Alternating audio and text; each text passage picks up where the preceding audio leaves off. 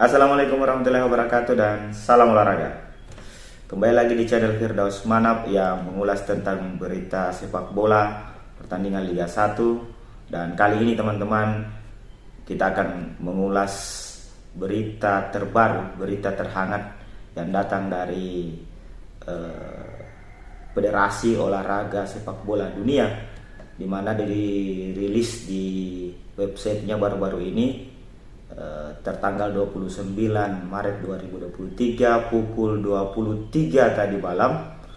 Secara resmi FIFA mengumumkan di websitenya bahwa menghapus Indonesia dari tuan rumah Piala Dunia usia 20 pada tahun 2023 ini, teman-teman.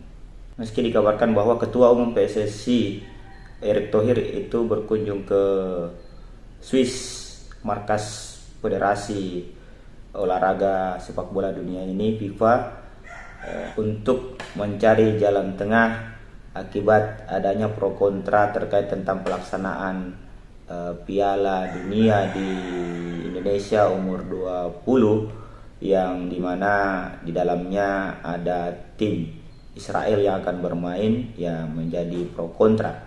Jika melihat konten dari rilis resmi Federasi Olahraga Sepak Bola Dunia ini, disebutkan bahwa pertama, penghapusan Indonesia sebagai tuan rumah Piala Dunia U20.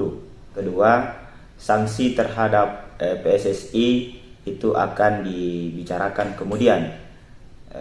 Dan yang ketiga, komitmen daripada FIFA untuk terus membantu PSSI dalam memulihkan sepak bola tanah air, khususnya atas kejadian Kanjuruhan. Yang kedua, sanksi terhadap PSSI itu akan dibicarakan kemudian. Dan yang ketiga, komitmen daripada FIFA untuk terus membantu PSSI dalam memulihkan sepak bola tanah air, khususnya atas kejadian Kanjuruhan. Tentu kabar ini sangat mengecewakan bagi sebagian besar pencinta sepak bola tanah air yang ada di Indonesia, karena sesungguhnya keuntungan besar ketika misalnya Indonesia menjadi tuan rumah perhelatan sepak bola dunia usia 20, karena ini juga akan bisa menjadi pintu bagi Indonesia untuk menjadi tuan rumah pada Piala Dunia Senior, teman-teman. Namun jika kita kembali flashback sejarah di tahun 1958, Presiden Soekarno juga pernah menolak untuk bermain dengan Israel. Pada saat itu timnas Indonesia lolos kualifikasi babak kedua dan satu grup dengan Israel. Hal ini dilakukan oleh Presiden Soekarno dengan alasan untuk menghargai Palestina. Ya, ketahui selama ini Indonesia konsen pada atau komit pada penghapusan penjajahan di atas dunia yang termaktub dalam Undang-Undang Dasar 1945.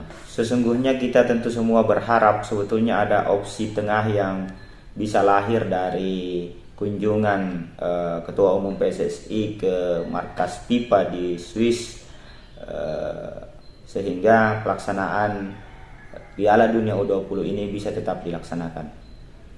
Namun faktanya tentu FIFA tidak ingin mengambil resiko dengan adanya penundaan agenda-agenda persiapan Piala Dunia U20 dengan adanya pro kontra yang terjadi di Indonesia. Tentu kita menghargai itu sebagai otoritas dari FIFA, teman-teman. Meski rilis resmi ini sangat mengecewakan bagi seluruh pencinta sepak bola tanah air, namun di dalamnya seperti yang saya sampaikan sebelumnya bahwa ada 3 poin penting yang disampaikan oleh FIFA lewat website resminya. Yang pertama adalah penghapusan Indonesia sebagai tuan rumah, dan yang kedua adalah pertimbangan untuk memberikan sanksi kepada PSSI. Kita berharap sanksi yang diberikan oleh FIFA tidak terjadi, atau setidaknya sanksi yang sifatnya ringan dengan mempertimbangkan bahwa sesungguhnya Indonesia memiliki keseriusan untuk menjadi tuan rumah Ini ditandai dengan Ketua Umum PSSI Erick Thohir itu berkunjung langsung untuk meminta jalan tengah terhadap pelaksanaan Piala Dunia U20, teman-teman.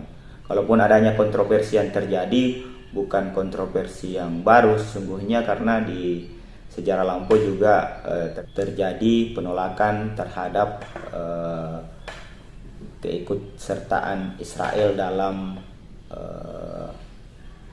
Piala Dunia, teman-teman. Namun bedanya kalau dulu kita bukan tuan rumah dan yang sekarang ini kita ditunjuk sebagai tuan rumah. Satu harapan yang ada dalam rilis ini adalah pernyataan dari FIFA untuk senantiasa komitmen membantu PSSI dalam memulihkan kondisi persepak bolaan tanah air, khususnya pasca kejadian Kanjuruhan, teman-teman.